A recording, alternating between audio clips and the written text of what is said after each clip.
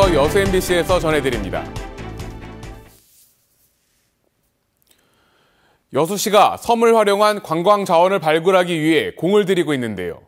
섬 관광 활성화 측면에선 대체적으로 긍정적인 반응이지만 과제도 적지 않다는 지적입니다.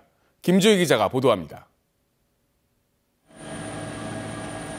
남해안 천혜의 자연 환경을 간직해온 여수의 섬들이 최근 주목을 받고 있습니다. 여수를 찾는 섬 관광객들도 지속적으로 증가하는 추세입니다.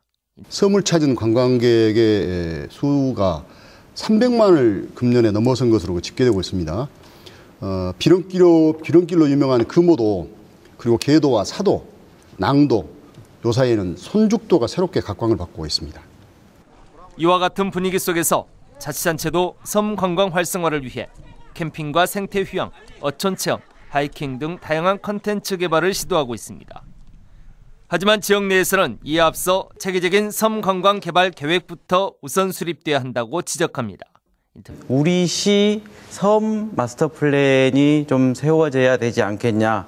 그렇게 그것을 또 하는 과정에서 주민들하고 지역사회하고 꾸준히 협의하고 그런다면은 섬의 도시 여수. 그래서 정말로 가고 싶고 살고 싶은 섬의 도시가 되지 않겠냐 그런 생각도 가져봅니다. 특히 편의시설 확충이 시급하다는 의견도 제기되고 있습니다. 하드웨어적인 부분으로 이런 선착시설, 그죠? 또 선착장이라든지 도로라든지 주차장 이런 편의시설의 어쨌든 개보수가 시급하다 이런 생각이 들고요. 해수부가 비수기 섬 활성화를 위해 최근 시작한 여객선 자유이용권 여수 바다로도 현재 개선돼야 할 과제도 있지만 향후 지역 섬 관광 활성화에 중요한 역할을 할 수 있을 것으로 기대되고 있습니다. MBC 뉴스 김주희입니다. 여수와 광양 지역 항만 개발을 위한 내년도 예산으로 1,200억 원이 확보됐습니다. 여수지방해양수산청은 여수항과 광양항 개발 사업 등에 투입될 내년도 예산으로 올해보다 200억 원이 늘어난 1,225억 원이 확보됐다고 밝혔습니다. 항만별로는 여수 신북항 건설 사업 412억 원과 함께 율촌일산단 진입항로 준설공사 90억 원, 거문도항 제 취약지구 보강에 107억 원 등입니다. 오늘 2020년 광주에서 전남으로 이전되는 공무원 교육원을 두고 유치 경쟁이 뜨겁습니다. 16개 시군이 유치에 나섰는데 순천시가 건축 기부를 약속받아 새로운 국면을 맞고 있습니다. 박민주 기자입니다. 오는 2020년 전남 공무원 교육원이 광주광역시에서 전남 지역으로 이전됩니다. 한 해 만여 명의 공무원들이 교육을 받는 곳으로 전남 16개 시군이 유치에 뛰어들었습니다. 하지만 공무원 교육원 부지 매입과 건축비는 500억 원 규모. 이 같은 재정 부담에 순천시가 향토기업에 건축 기부안을 내놨습니다. 전남 공무원 교육원이 유치되면 부영그룹이 250억 원을 들여 건물을 건립해 기부한다는 겁니다. 순천시는 기업으로부터 기부 확인서를 받은 데다 토지도 무상으로 사용하도록 할 방침입니다.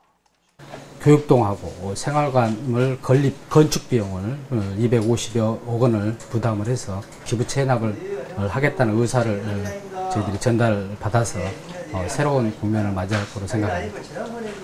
전라남도는 오는 14일부터 도내 16개 시군 21곳의 후보지에 대한 실사에 나섭니다.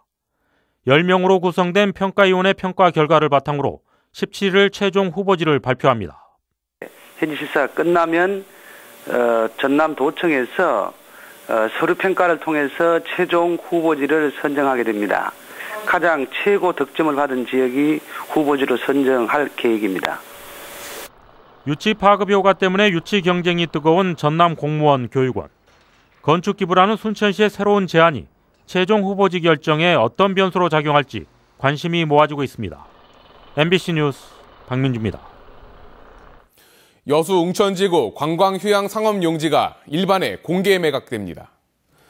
여수시는 지난달 경쟁 입찰 결과 유찰된 15,000제곱미터 규모의 웅천동 관광휴양 상업용지에 대해 재입찰 공고에 나선다고 밝혔습니다.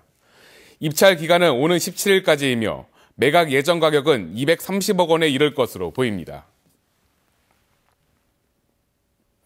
강진의 한 산골 마을이 난데없는 기업형 축사 때문에 조용할 날이 없습니다. 주민들은 찬성과 반대로 갈라서고 자치단체에 대한 불신도 갈수록 커지고 있습니다. 문현철 기자가 취재했습니다.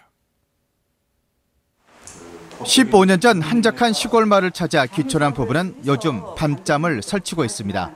지난 여름 양계장 설립을 겨우 막아냈는데 이번에는 난데없는 기업형 돼지 축사가 새로운 근심거리로 등장했습니다. 정말 환경이 제대로 갖춰졌다 싶을 때 축사가 들어온다니까 암담하고요. 3만여 제곱미터 면적의 10,000마리의 돼지를 사육하는 기업형 축사가 들어설 곳은 동룡산 자락. 주민들은 주작산 휴양림으로 이어지는 길목이고 바로 옆에는 농업용 저수지가 있다며 무엇보다 환경오염을 우려하고 있습니다. 이 때문에 도안면은 물론 인근 해남 주민들까지 나서 축사 반대 서명 운동을 벌였습니다. 이 밑에 농촌용수로 쓰는 물이 오염되고 또 냄새, 그다음에 가축 역병이 왔을 때 이 좁은 공간 안에서 그 처리가 어떻게 될 것인가는 최근에는 반대하는 주민을 회유하기 위해 돈을 살포했다는 주장까지 제기돼 파문이 커지고 있습니다. 또 인허가 과정에 대한 행정 불신까지 제기되는 상황인데도 강진군은 남의 일처럼 수수방관하고 있다는 지적입니다. 현재는 그 사업자에게 보안 요구를 한 상태입니다. 보안이 완료되면 행정 절차에 따라서 처리하도록 하겠습니다. 기암 개석과 수려한 풍광 때문에 한옥마을과 각종 체험장, 농원들이 들어선 강진의 대표적 친환경 지호로 꼽히는 봉황리. 주민들끼리도 반목과 대립이 심해지는 등 조용한 산골 마을이 축사 때문에 홍역을 치르고 있습니다. MBC 뉴스 문현철입니다. 신년째 표류하고 있는 광주 어등산 관광단지에 대해 판매 시설을 대폭 늘려야 한다는 용역 결과가 나왔습니다.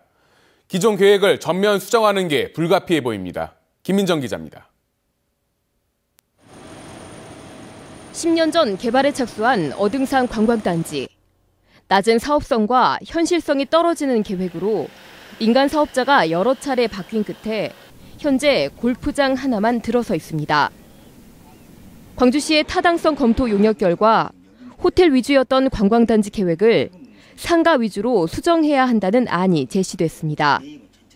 판매 시설은 기존 계획의 5배 이상 대폭 늘려 수익성을 제고하고 숙박시설은 9분의 1 수준으로 확 줄여 특급 호텔이 아니라 비즈니스 호텔 정도만 세우는 게 바람직하다는 안입니다.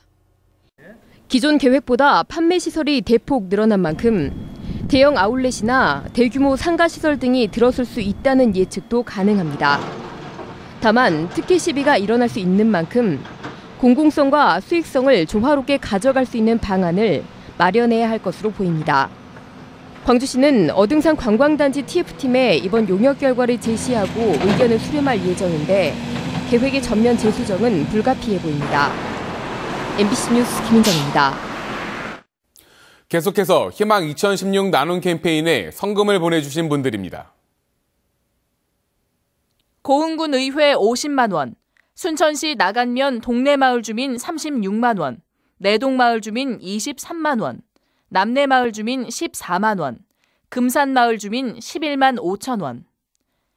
고흥군 동일면 동포마을 주민 34만 6,500원, 양화마을 주민 13만 3천 원, 고흥군 봉래면 신금마을 주민 20만 원, 예내마을 주민 10만 8천 원, 여천 도깨비시장 노점 3인 1동 20만 원, 순천시 향동 12통 주민 32만 3천 원, 행로 경로당 회원 13만 원, 주민센터 민원실 모금함 5만 2천 원, 순천시 서면 대구 1구마을 주민 19만 원, 여수시 여서동 경남아파트 박소현 15만 원, 한전 KPS 거금 출장소 김평중 10만 원, 여수타이거즈 회원 5만 원. 성금을 보내주신 분들께 감사드립니다. 희망 2016 나눔 캠페인은 내년 1월 말까지 접수합니다. 다음 소식입니다.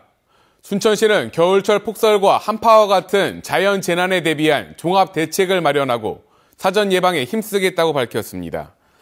순천시는 이달부터 내년 3월 15일까지를 겨울철 자연재난 종합대책기간으로 정하고 한파에 대비한 취약계층 집중 지원과 함께 도로 제설 대책 등 5대 중점 자연재난 종합대책을 추진합니다.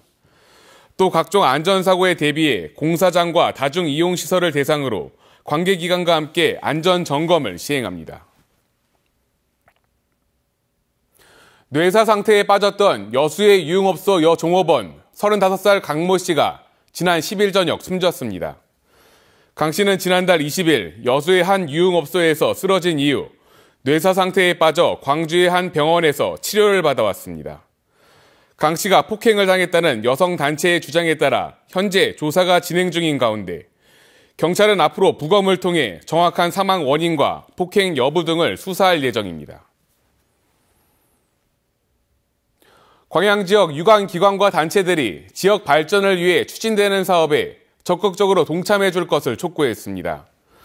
광양 지역 10여 개 유관기관 단체로 구성된 LF 프리미엄 아울렛 대책위는 성명서를 통해 광양시의 LF 관련 소송 패소로 공사가 결국 중단되면서 지역사회의 우려감이 증폭되고 있다며 시와 LF 측이 보다 적극적으로 대응해 공사 지연을 최소화해야 할 것이라고 밝혔습니다.